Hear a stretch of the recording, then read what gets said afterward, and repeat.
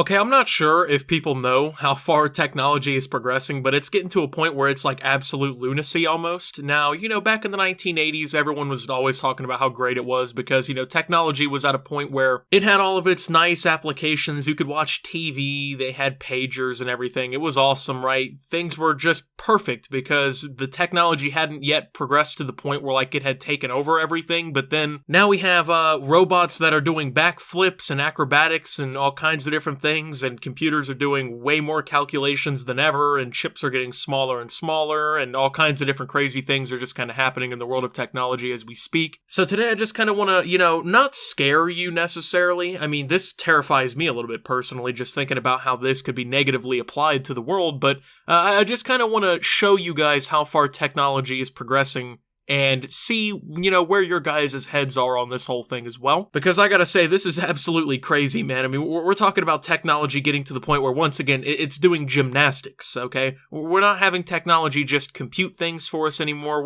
We're not at the World Wide Web anymore. We're talking about robots doing full-on acrobatics that I can't do pretty much flawlessly. And, yeah, it's pretty creepy. I mean, I feel like we've all kind of seen those videos, right, of, like, the AI, and, it's creepy because, they talk real weird, and they do the weird motions and whatnot, but man, this is just going to a point where in 50 years, we're going to have robot Olympics where we're going to have Google out here competing with Apple on who can have their machine do the most flips and things like that. So before we get any further, I guess, into this though, I do want to remind you guys to subscribe if you enjoy the video, leave a like as well, and to let me know what you think about all this down below. But yeah, anyway, go ahead and take a look at this video. I think it's pretty crazy.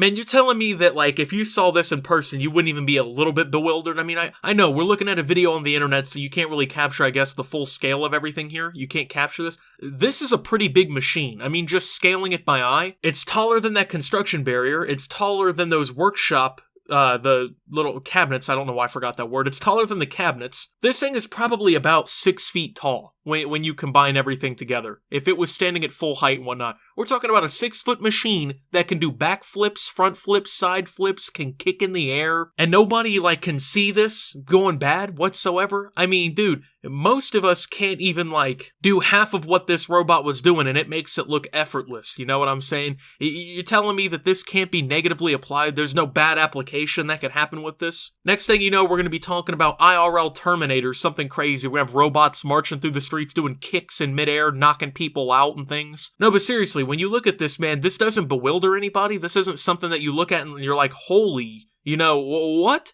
How is this even possible? Because I'm telling you, man, I was born in 2000. Technology in 20 years it's at light speed at this point when it comes down to what we're doing. I was a kid and I was marveling at the Game Boy Advance, right? And now we have these robots doing just crazy things. And the thing is like when you think about the technology that they're trying to implement, what they're trying to do with these things, they're trying to solve real world problems, but at the same time, you're telling me this can't be a problem? And I'm not even just talking about like, oh, yeah, you're walking down the street and some robot goes loony and kills somebody. I'm talking about like in the workplace. I mean, this is being built. You can imagine that in a factory, right? Right now, humans basically, they're doing a lot of the things that robots can't do at this point. But I mean, these robots are now getting to the point where they can do things that humans can't do and things that humans can do. You're telling me that in 50 to 100 years, you can't envision a future in which this robot is standing at the assembly line monitoring things to make sure they look correctly, or doing like a police officer's job and monitoring street traffic and things? I'm not even just talking about the fact that these robots could probably rip me in half with pretty much no effort with just hydraulics. I'm talking about the fact that these robots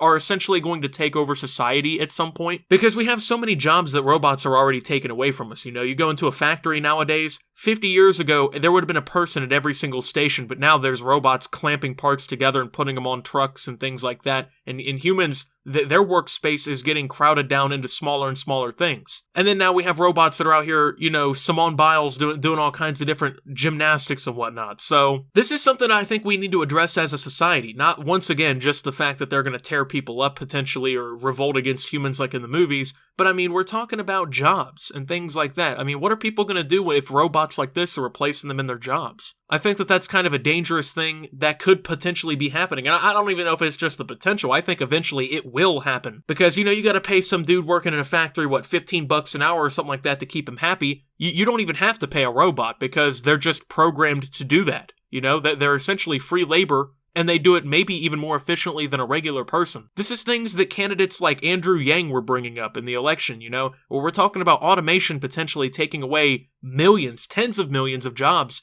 just here in the US alone. People think that jobs being outsourced are the biggest problem that we face, which it's true, yeah, jobs being outsourced, it takes a lot of American dollars away, but what I fear more is the fact that all my shit's gonna be made by a 7'4" robot that can do kickflips in midair with no skateboard. I mean, that robot literally looks like it could grab me. I'm a 6'2" man. I feel like this robot could grab me by 1 foot and by my head and just pull me apart like I'm candy or something, dude. That's something scary to think about. And I don't know if, my job necessarily is something that a robot could do, because, I mean, what robot do you know has personality like me? I mean, let's be honest, I have the personality of a robot. But, I mean, that's what I'm saying. I don't know if a robot necessarily can get on here and be a YouTuber, but, I mean, the factory workers, blue-collar jobs, computer office jobs, you think a robot can't do that? Because in the last 50 years, they've already started doing that. And like I said, technology is evolving at a pace that is inconceivable to someone 100 years ago. Imagine where technology is going to be in 100 years from now. We're already talking about going to Mars. We're already talking about setting up moon colonies. We're already talking about the basic space travels and space lunar economies. We're already talking about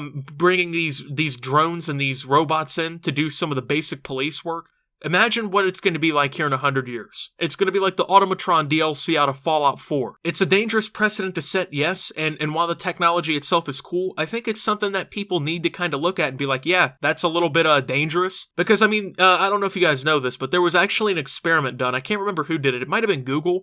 Basically, they had this group of computers, right? And they gave it basic computer language so that they could communicate with one another. And they wanted to see, what would happen if they had a bunch of these really smart PCs that could communicate with one another and do all these calculations, what they would do if they were just in their own little circle. Well, within a matter of days, the computers had communicated and developed themselves so well through artificial intelligence that they quite literally created their own fucking language that the scientists couldn't even comprehend. They were talking in symbols and decimals. And they were communicating perfectly. They understood what one another were saying. They created their own language in a matter of days. And humans couldn't comprehend it. The scientists had to literally pull the plug on the experiment because it was going completely out of left field and they couldn't control it anymore. And now we're building robots that have the physical capabilities of Olympic athletes, but also have the brain power of 80 million humans put together. I think that might be a dangerous precedent, and I think it's something that we as a society should look at a little bit more closely. But honestly, that's all I really have to say in this video, though. Thank you guys for watching. If you did enjoy, make sure to leave a like, subscribe if you're brand new around here on the channel. Follow me over on Twitter and Twitch at SubToOptimus. Make sure to check out Shop Opti. Thank you to my channel members. Your support helps my channel tremendously. And until my next video, guys, this is Optimus, being a 7-foot robot in the future, and signing out.